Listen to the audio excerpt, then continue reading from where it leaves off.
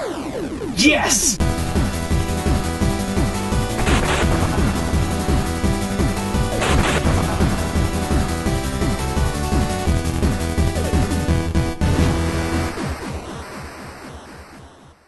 The secret of, oh, I'm out of mana! Welcome to the Completionist, where I play games, and you watch them. The secret of mana. The secret of mana. It all started with this game. My passion for role-playing games. The secret of mana. Secret of Mana technically was a sequel to a game, but in its own way, it was the first game that launched the series. Not only was it my first RPG I've experienced, but it was the RPG that made me fall in love with Squaresoft. The secret. Shut up! I'm not telling you secrets anymore. Now, most of you intelligent gamers are probably wondering, Beardman, isn't this just like Secret of Evermore? Have you played Secret of Evermore? Why don't you review Secret of Evermore? I like ribbons! Secret of Mana came 2 years before Secret of Evermore did, and the gameplay engine for Mana was copied over to Evermore. And personally, I think Secret of Mana is better.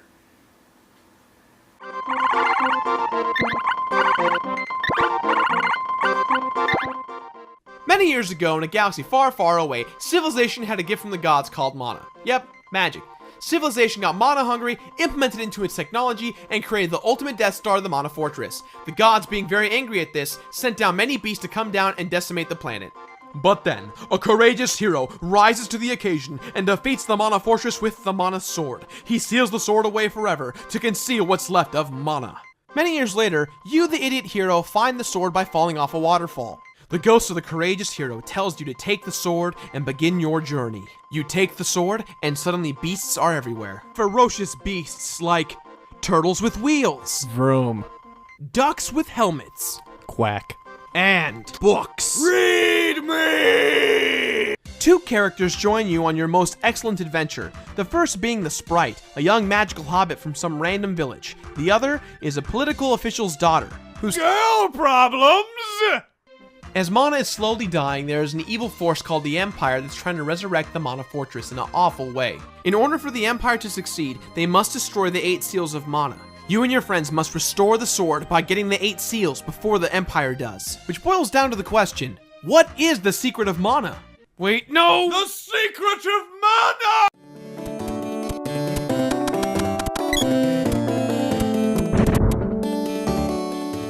The world of Secret of Mana is huge. Within your journey of saving the world from end of days, you travel to all different kinds of places.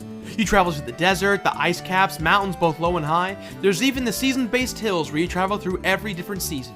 Haunted forests, kingdoms including a mushroom kingdom, and of course, temples. The music sets the mood throughout the entire game, depicting how you should feel in every different situation. One moment you're walking in a serene covered forest, Wow, what a wonderful forest. It's not that chilly, but and the next thing you know, you're being attacked by a tropical pineapple plant. What is... Oh my god! I can't what's going on? The music definitely informs you of what to feel. I don't know what to feel! Spellcasting usually has a traumatic effect on the screen, which is both good and bad. Good because you really feel the power of the spell, but sometimes it tends to mess up the color palette. Each enemy has a unique death animation. Some turn into particles, others turn into bones.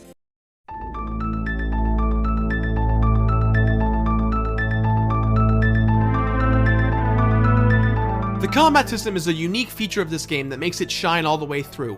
Whenever you execute an attack, you must wait 1 second for your meter to go from 0 to 100 before you can engage again.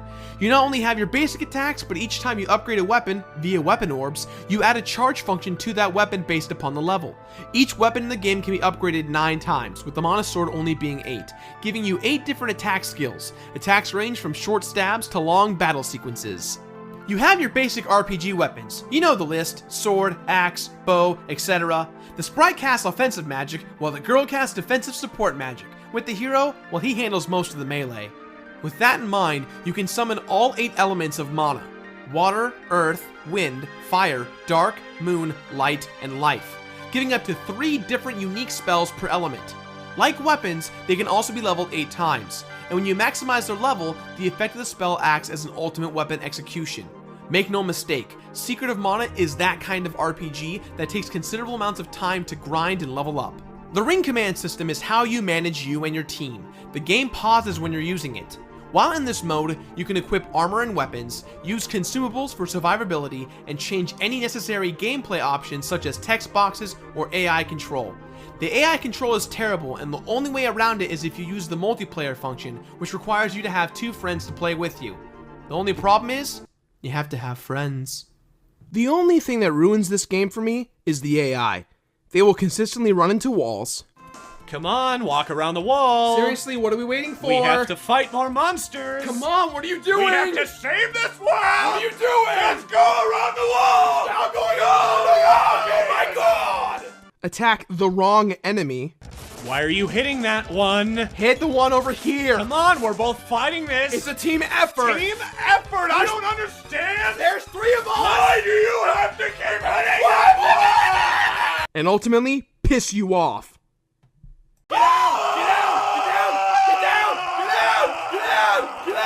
You collect the gold pieces from monsters you've slain and use the gold to purchase items, use fast cannon travel services, or sleep at the inn for a full night's rest. As you play this game, you realize there's 3 people who really follow you and help you throughout your journey. The first being Watts the blacksmith. He upgrades any of the weapons you have when you have weapon orbs. The second character is the Arabian vendor. He's in every village selling you everything he can for great prices. But why is he so awesome? It's because he sells you stuff while he's dancing. And he never stops dancing.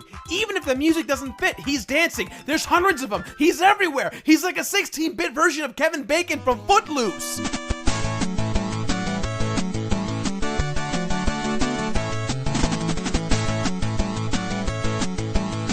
He just danced to Fortnite. And then there's the douchiest of them all, Nico. I'm Nico, the price gouging cat. Yow! Shit, I forgot to buy some fairy walnuts in the last town before I left. I'm almost out of mana. You're out of mana, you say? Ah, fuck. Hey, Nico. I heard you need fairy walnuts at a nice price. Jesus. How much do you want this time, Nico? You know that dancing guy in town? Well, I got lower quality items for higher prices. Can I talk to you for a second? Okay, we can't afford to lose any time. It's gonna be hours if we have to travel back. Yeah, but fuck this guy. He doubles the prices on everything. Sometimes even triples. You don't want to waste time, right? Yeah, but... Give me your money! Yow! I'm Nico, the price gouging cat. In regards to traveling, you have to use the fast cannon systems in order to get around from point A to point B. Until... You get a dragon! With Flamey the Dragon, you can now fly anywhere on the map, with some exclusions due to plot development. The only downside, he doesn't really attack, but without him, there's no way to engage the final fight at the Mana Fortress.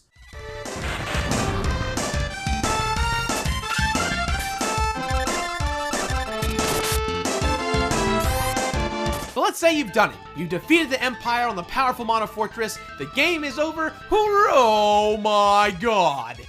The final boss of the game is the Mana Beast, and the only way to defeat this beast is to arm your hero with the Mana Sword.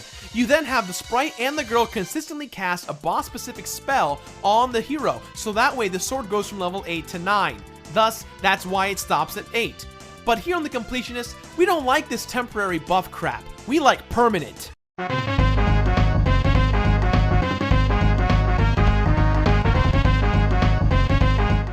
I mentioned earlier the Mana Sword can only be upgraded 8 times because of the Mana Beast final fight.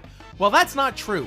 First off, visit our price gouging cat friend Nico at the Ice Country save location and save your game.